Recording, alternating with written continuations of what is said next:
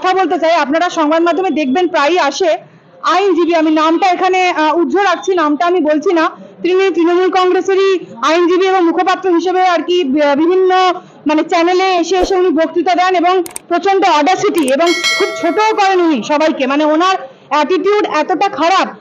আমাকে একদিন হোয়াটসঅ্যাপ চ্যাটে কথা হচ্ছিল, এই মুহূর্তে দাঁড়িয়েও আমি সেটা খুলে আপনাদেরকে দেখাতে পারি, মানে চ্যাটটা। সেখানে কিন্তু আমি আমাকে যে কোনো কোনো কোনো কিছু নিয়ে বোধহয় কনভারসেশন হচ্ছিল, তখন আমি বলি যে সত্যি আমার মনটা সত্যি খুব খারাপ ছিল, বলতে পারবো না। শুধু তো রাজনীতি করার জন্য আমরা সবটা করি না, মানে আজকে অন্তত আমি আপনাদের সামনে কোনো রাজনৈতিক মঞ্চে দাঁড়িয়ে নেই, একজন মানুষ হিসেবেই আমার যন্ত্রণাটা আমি আপনাদের কাছে প্রকাশ করছি, এর বাইরে কিছু নয়। তো আমি জাস্ট হোয়াটসঅ্যাপ চ্যাটে বলছিলাম যে সত্যি ঢোলা থানায় একটা 20 বছরের ছেলে মারা গেল, এরপরে সত্যি আর মাথা ঠান্ডা রাখা যাচ্ছে না, মন মেজাজ খুবই খারাপ। এই কথাটা বলার জন্য সে আমাকে ইনসাল্ট করছে, সেই ছেলে, সে আমার কলেজের জুনিয়র, যদিও সে বিরোধী মানে রুলিং পার্টির সে মানে রাজনীতি করে। কেন? সে নিজে একজন মুসলিম, সর্বোপরি বলে রাখি সে নিজে কিন্তু একজন মুসলিম, আমি কিন্তু একজন হিন্দু, আমি একজন বিজেপি কর্মী হিসেবে আপনাদেরকে বলছি, আজকে যদি আমার মুসলিম ভাই মার খায় আমি কিন্তু দাঁড়াবোই, অবশ্যই দাঁড়াবো, কারণ সে আমার ভারতবাসী, আমার কাছে সেটাই শেষ কথা। তার কাছে কিন্তু তৃণমূল কংগ্রেসই শেষ কথা। সে যেহেতু তৃণমূল কংগ্রেসের, আমি জানি না মানে ঢাকার জন্য কেন সে নিজেও একজন আইনজীবী, সে নিজেও টেলিভিশনে দিনের পর দিন এসে বক্তৃতা রাখে নিজের কেরিয়ারের উন্নতি করার জন্য। আচ্ছা, আমরা কি শুধু নিজের কেরিয়ারের উন্নতি করব?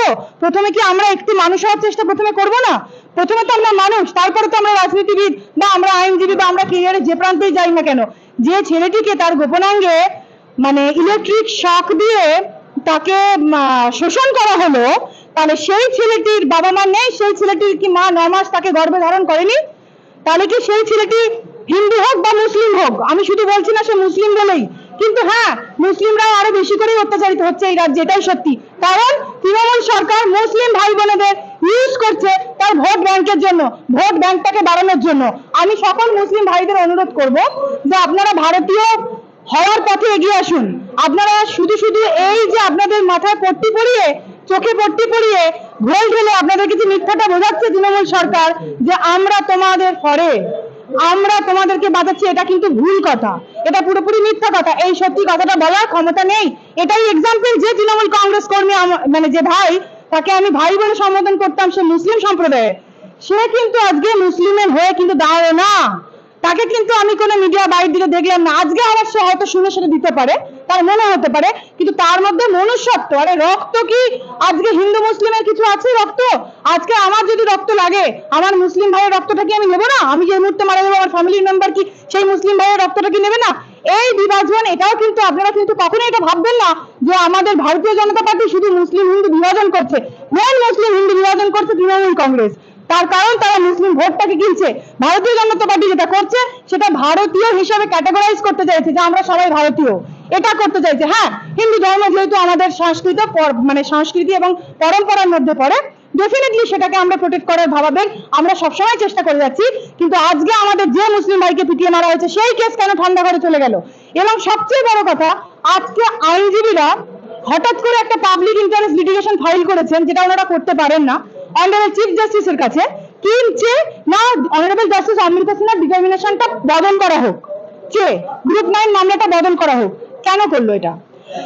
এবং কারণ এটা তো ডিসমিসের লিমিটই করা উচিত। চিফ জাস্টিস বললেন যে না, এটা আমরা নেব না, এটা আমার ডিসিশন, আমি কাকে ডিটারমিনেশন দেব।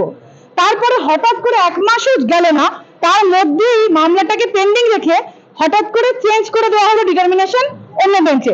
আমি সবার প্রতি সম্মান রেখেই বলছি যে আজকে যখন কিছু হাইকোর্টের একটা পার্টিকুলার পার্টি পলিটিক্স করা গোষ্ঠীর আইনজীবী যখন আমাদের মহামান্য বিচারপতিকে সরানোর জন্য, অমৃতা সিনহাকে সরানোর জন্য মামলা করলো, সেই মামলাটা কেন ডিসমিসের লিমিটে প্রথমত হলো না?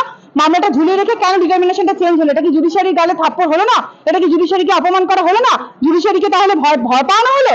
জুডিশিয়ারিকে কি তাহলে তৃণমূল কংগ্রেস ভয় পাওয়ালো যে মানে আমাদের কথা মানো, আমাদের কথা মতন তুমি বদল করো যশোর? যদি না তুমি, কারণ বদল করলো এবং এই সময় এই ঘোলা থানার যে ঘটনাটা সেটাও হলো ঢোলা থানার। তো এই যে ঘটনাগুলো ঘটে যাচ্ছে এটা সত্যি খুব খারাপ। আমাদের যারা সিনিয়ররা আছেন তারা তো দেখছেন, মামলা লড়ছেন, অবশ্যই আমরা বিচারের আশা করছি। এবং আমিও হাত জোর করে আমি রিকোয়েস্ট করব ভারতবর্ষের একজন জনগণ হিসেবে যে আমাদের এই যে আবু সিদ্দিকী ভাই, যাকে এইভাবে পিটিয়ে মারা হয়েছে কাস্টাডিতে, সে যেন অবশ্যই বিচার পায় এবং মহামান্য কোর্ট যেন তাকে বিচারের প্রক্রিয়ায় বহাল রাখে।